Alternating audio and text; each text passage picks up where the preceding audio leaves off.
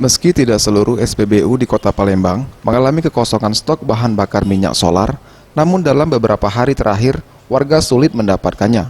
Febri, salah seorang warga, mengaku sudah 4 hari sulit mendapatkan solar. Di hampir semua SPBU yang dilewati, dirinya berharap solar di SPBU selalu tersedia agar warga tidak mengalami kesulitan. Info sampai sekarang sudah selama seminggu ya kurang lebih ya, 4 harian ini solar langka. Di setiap pom bensin kesusahan solar, tidak tahu ini ada kendalanya di mana. Manajer operasional salah satu SPBU di Palembang mengakui jika jadwal pasokan solar dari Pertamina berkurang. Hal ini terjadi sejak akhir November 2019 dan tidak berbarengan setiap SPBU-nya.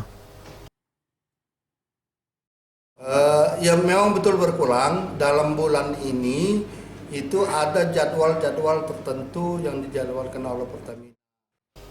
Pengurangan jadwal pasokan bahan bakar minyak hanya dilakukan untuk bahan bakar solar. Tim Liputan Sriwijaya TV.